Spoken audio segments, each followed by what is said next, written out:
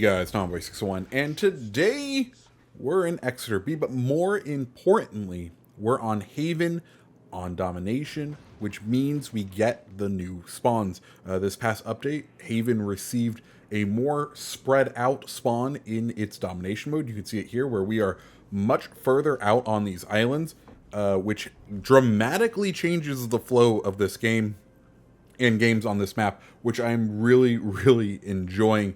So we're gonna go ahead and kind of talk through how we're playing this. We don't really get the chance to play the objective much, just because of where the enemy ships end up being. It does really turn B and C into no man's land, and it turns it into, before it was already kind of destroyer, like that's where destroyers would go. They would have to really PTFO or play the objective, but now they really must do that because to enter into those cap circles as a cruiser or a battleship, you will be spotted, and you will most likely get a hurt and put on you if you do so. As far as ship we're using Exeter B, probably my favorite of the new Black Friday ships. Exeter, excellent ship overall, very versatile ship, extremely maneuverable, fast to accelerate because of course it's a British cruiser, decent armor, not the greatest, you're not going to stand up to a lot of things, but it's decent enough to get away with. And then you have a full complement of a heal, sonar, and smoke, which is pretty much everything you could ever want in a cruiser, or at least it's what I really love about the cruiser. So we're going to go ahead and use smoke here. Hawkins going broadside for us, where that's exactly what we want. We're trying to keep ourselves angled. He's broadside enough where we hit 3 of those citadels. He's gone, and next onto the Gorky. Fortunately, Gorky a little bit further out because our smoke fire penalty range is about 6 kilometers, which is you know, where the Hawkins was well within, and here we are no longer. Anyways, Gorky now turning in, and we are going to go ahead and turn our nose in because we are well aware a hit like that right there, we're going to need to be nose in and be prepared. Of course, Gorky, one of the new Russian heavy cruisers. I just got it unlocked, so I've been playing with it. It is interesting. I've only played a couple of rounds in it. Extremely short range torpedoes, but at this point we're within that range, so we need to be careful for that. We're probably going to throw sonar on here, but he's kind of gone sideways, which telegraphs that he might have been launching torps at us, and he pays the price for it with that citadel right there. We go ahead, fire off the AP salvo. He ends up getting taken out by an enemy. Now Sabrutsky, or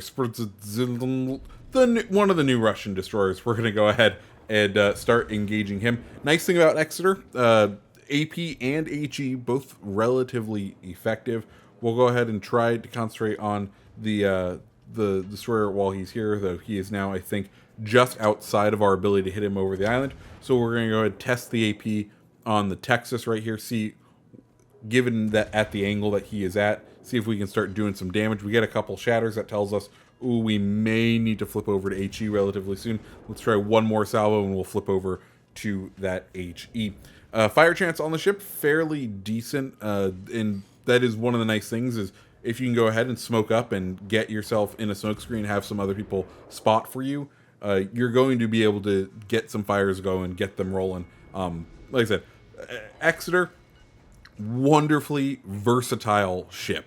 That is like the main headline of this ship. Really can do a lot if you're positioning yourself correctly and you understand what needs to get done. You're going to be very happy. Unfortunately, our teammate goes down there because, like we said earlier, if you decide to sail into the open waters of sea, you are inviting death, and he just invited death. Anyway, Sabrutsky decides that, you know what, it's time to start engaging at long range. I don't blame him. Of course, he may have a dispersion build up there, but we also see the enemy aircraft carrier is around. So we're going to try to finish off this destroyer and then eliminate their air power.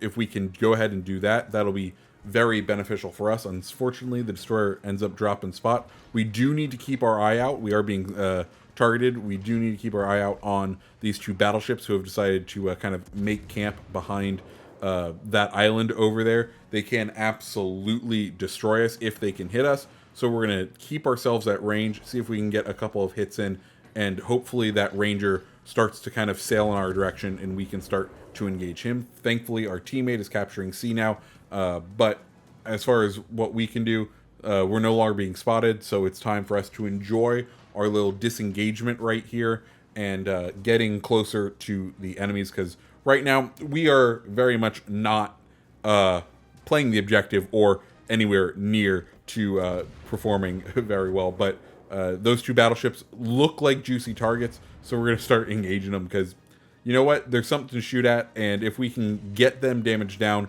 we're going to open up C for our team and make it way easier for us to get in and start capturing them. Texas looking like he is the weakest of these guys. Of course, he also has some fairly substantial AA, so if we can knock that, hopefully our friendly aircraft carrier can then swoop in and start engaging West Virginia. West Virginia, of course, does have some formidable AA, but not as much as the Texas. And at this point, we are getting closer to the Ranger. We do need to start taking that into account.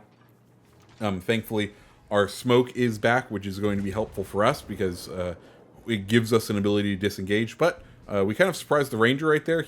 We end up spotting him, and we can see his engines all of a sudden flip to full power, and we're like, oh, you were not paying attention to the minimap until the little eye icon showed up. We can see smoke right on by that island over there, telling us that's where the destroyer is going to be. We're gonna try to tuck in behind the island because we are well within that island is well within our smoke fire penalty range. So if he does have a direct line of sight of us, he's going to be able to spot us for those battleships. Of course, Ranger is also going to be spotting us right now, but ideally we're going to be able to deal with the Ranger fairly quickly. We're hitting pretty good citadels right here, doing 4K a salvo or 4K every gun hit, really, when we hit those citadels. So if we can eliminate the Ranger, we should be able to prevent Zabrutsky from understanding where we are, and by that time, hopefully our sonar will be back and we'll be able to hunt him down with reckless abandon. At least that's the plan for now.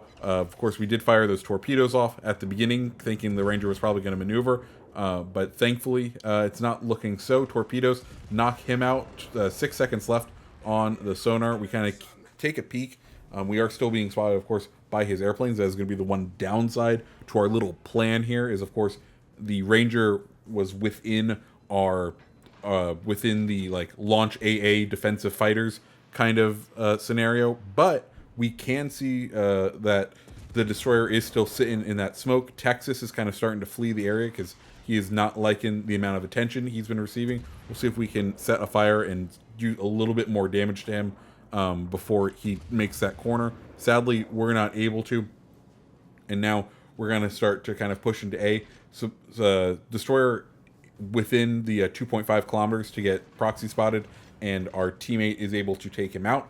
Unfortunately, we are now down. We are down on ships, and the enemies pretty much have battleships left. So this is going to be interesting for us. We're going to sail into A because right now we are at a severe points deficit. The enemy team has been able to get over to our essential gimme cap and get that capped. So we are losing on a points deficit right now. We're going to go ahead and pop our smoke. We have a minute and 40 seconds to do some damage right here, and that's exactly what we plan to do. Of course, the American battleships have that all or nothing armor scheme. In West Virginia, pretty high sides. So what that means is there's some fairly thin armor up there that British AP does not have any trouble puncturing through. So if we can get into that upper citadel, that upper superstructure, we're going to be getting some good, juicy, full pen hits, and that's exactly what we want to do because we can go ahead and start chunking in for damage. We do only have 5 minutes remaining, and we are going to have to play this relatively strategically. Though West Virginia looking like he's getting fairly well hammered right here. We're up to about 100,000 damage, which is beautiful. Enemy cruiser is a Graf Spee, so really we're facing 5 battleships here. That's the big and small of it, and unfortunately our aircraft carrier has been spotted, so he is not long for this world with that much firepower sitting on him. Of course, we do have the ability to kind of get out of the smoke, but it is providing us the ability with our teammate spotting to really be able to hammer some of these guys home. Texas, with just a slither of health, Will we be able to pick up the kill? Let's see. We switched over to AP thinking that we were going to have to deal a little bit more. And yep, we go ahead, finish him off there, get 2 of the defend ribbons, which I feel like is fairly uncommon just because how few times people will push in and stay spotted within caps. Anyways, West Virginia is our next target. He's still broadside. We pick up the high caliber right there. And at this point, our only chance to win with only 4 minutes left is going to be to fully engage and to kind of eliminate the rest of the ships. Now, unfortunately for us, there's a full health October Revolution right there, which is going to extremely complicate this. So far, we had thought, we're like, oh, this might be doable depending on how much health is left on anyone else, but with only 4 minutes left and a West Virginia and a full health October Revolution just in our area, it's gotten to be a little bit difficult. We can see enemy is now starting to capture C, which tells us probably that Graf Spee or the West Virginia is now in the cap. West Virginia now starting to peek around the top of that island for us. Thankfully, we haven't really taken any fire, but West Virginia does appear to be healing, so we need to knock him down real quick, or else this is going to get a little out of hand for us. Thankfully, we do have 1 heal still left. West Virginia goes down, so we're healed up as much as we can. We're going to have to take damage in order to heal any more, but we can't spot anything. We're even on capture points, which is good because we're not losing capture points, but as we say that, C starts to get taken, and unfortunately our aircraft carrier is down, so anyone we spot is going to start doing us damage. I'm not sure how much health our friendly battleship has left, though I have a feeling it isn't going to be much. We're going to we know that October Revolution is nearby, and then we see a nearly full health Normandy as well. And at this point, it's all about just getting the damage and enjoying the rest of this game, because with 2 minutes remaining in the game, there is no way we are able to take down both an October Revolution and a Normandy that have, well, Normandy's at 3/4, October Revolution nearly full health. So let's try to do what we can, go out in a blaze of glory. We're at 3 kills. We got over 100,000 damage. We have our high cal. All these things real good. Now, we could be trying to spot the Graf Spee here, but he goes ahead and pops up. We see him there, and we're going to start to try to engage him, just because, you know, he's in open water. We can maybe try to hide behind this island right here, use it as cover. We do have our last smoke still remaining, so we're going to go ahead and pop it and try to do some damage with the Graf Spee while we still have our teammate up and spotting him. We get the first fire on him, which is excellent. One nice little note about Graf Spee, because it's a battle cruiser style ship, it does have a 45-second fire window. He does put it out right there, so it that 45-second fire window is a bit of a hybrid. When you have a cruiser, you have a 30-second fire. When you have a battleship, you have a 60-second fire. That 45-second fire being a nice middle ground between the two of them, which is a good little compromise because, of course, Graf Spee, as we featured earlier, either this week or last week, is a cruiser with battleship guns, has Scharnhorst guns. So a nice little fun fact about Graf Spee right there. Anyways, Graf Spee